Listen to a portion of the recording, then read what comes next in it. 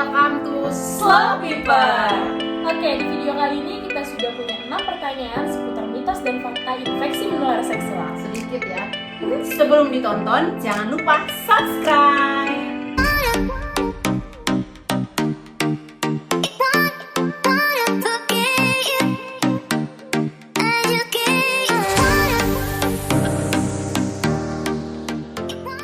Oke, Kak Clara sama Kak Ona, di sini kita udah punya 6 pertanyaan seputar mitos dan fakta infeksi menular seksual. Siap. Kita mulai dari Siap, pertanyaan pertama ya. Oke. Mitos atau fakta melakukan hubungan seksual satu kali tidak akan tertular infeksi menular seksual? Aku dulu ya. Boleh. Menurut aku mitos. Karena? Kalau menurut aku itu mitos juga karena gini, walaupun kamu baru berhubungan seksual sama satu orang itu atau baru pertama kali, tapi kalau dari pasangan kamu itu sudah punya IMS dan nggak menunjukkan gejala, kamu udah pasti bisa tertular IMS tersebut gitu. Jadi bukan berarti kok aku baru berhubungan seksual satu kali tapi aku udah tertular ya itu karena pasangan kamu udah pasti punya IMS. Makanya sebelum melakukan hubungan seks perlu banget kesiapan termasuk untuk screening kamu dan pasangan kamu. Benar. Jadi untuk melakukan satu kali pun bisa terkena IMS ya. Yes. Jadi itu hanya Mitos. Oke, yang kedua. Melakukan hubungan seks hanya dengan satu pasangan, tidak bergonta-ganti pasangan, tidak menularkan IMS. Mitos atau fakta? Itu tadi udah dijelasin sama Ona.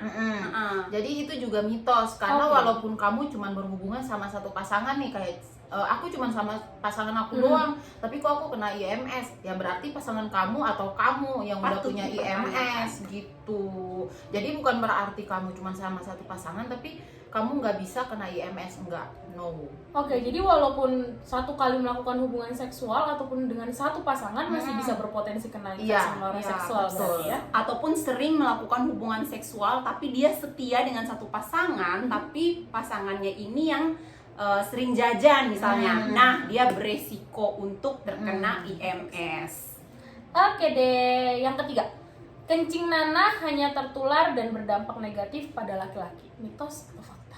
Menurut gue dulu nih, Boleh. mitos sih. Cynthia? Oke, kalau menurut aku itu mitos ya, karena kan kencing nanah atau yang biasa kita sebut dengan gonore itu bisa kena perempuan atau laki-laki. Yap, betul. Dan itu merupakan salah satu dari infeksi menular seksual. Dan kalau misalnya kencing nanah atau gonore ini tidak segera diobati, itu bisa berdampak fatal tau Kak. Karena kalau misalnya kalau untuk perempuan nih kena kencing nanah atau gonore, kalau misalnya nggak diobatin, itu bisa jadi radang panggul. Dan untuk perempuan sama laki-laki juga bisa berdampak infertilitas. Iya. Tuh, guys. Dan untuk Bener. perempuan, kalau laki-laki kan bisa dilihat dari kencing nanah. Nah, kalau untuk perempuan dilihat dari keputihan. Oh, Kalau yang keputihannya, itu ya? iya, kalau keputihannya sudah abnormal, ada kehijauan, gatal dan berbau amis atau yang seperti sering dibilang ikan asin. Nah, itu patut untuk pergi cek gonorenya. Iya. Bener banget. Untuk teman-teman yang masih bingung nih keputihannya normal atau abnormal, boleh dilihat video kita sebelumnya ya. Yang tentang DTV itu Benar keputihan banget. abnormal sama keputihan Iya. normal. Yang keempat, oral seks tidak akan menularkan IMS. Mitos atau fakta? Gue dulu ya. Boleh? Kalau menurut gue itu mitos. Kalau untuk aku sih memang mitos ya. Kalau untuk kamu gimana? Kalau menurut aku juga mitos, karena meskipun kita penetrasi atau tidak penetrasi, tetapi kita melakukan hubungan seks baik secara vaginal, anal ataupun oral, meskipun hanya oral ya, kita sudah bisa terinfeksi IMS. Nah, dari oral ini kita bisa terinfeksi bakteri gonore, trichomonas, dan herpes. Jadi, jangan kalian pikir, oh hanya oral nih, nggak akan terinfeksi IMS. Itu salah, karena oral juga bisa menularkan IMS. Termasuk anal. Anal ini berarti dari belakang ya, dari pantat gitu. Nah, dan untuk oral ini kita bisa melakukan pemeriksaan dari tenggorokan atau swab tenggorokan. Benar banget, gitu. Throat swab. Biasanya gejalanya itu adanya radang tenggorokan dan sakit saat menelan. Bener banget. Jadi oral seks pun bisa terkena IMS ya. Jadi Iya. dipastikan pasangan kalian sama kalian harus benar-benar screening dulu. Betul.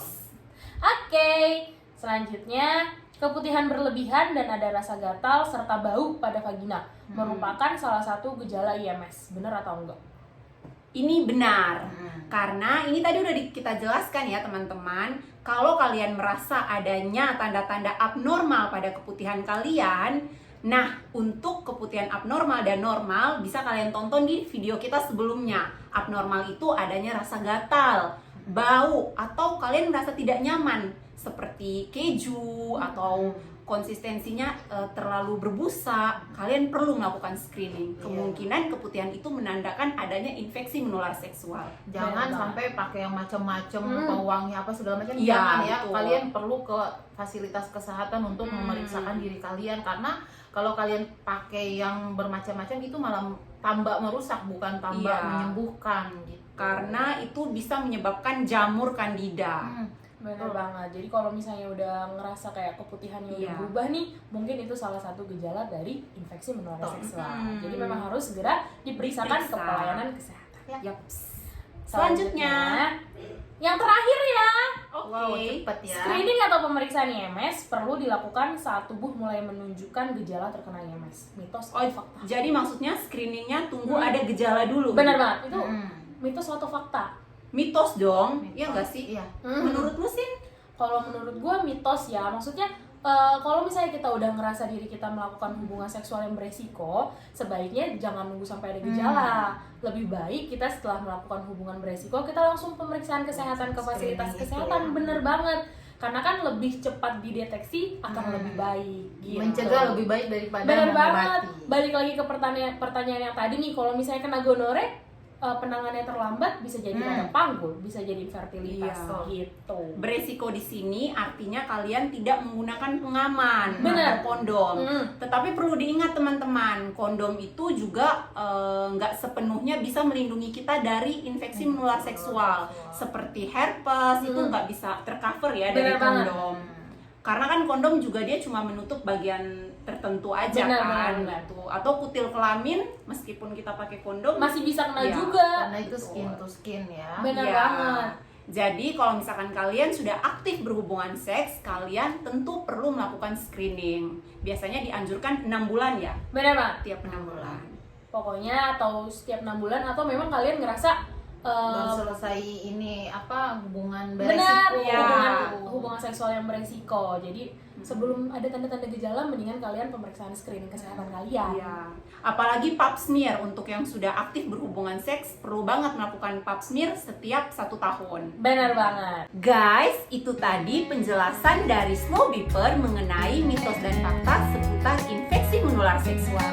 Kalau ada yang ingin ditanyakan, boleh tulis di komen ya. Jangan lupa stay tune terus di channel Slow Beeper. Bye bye.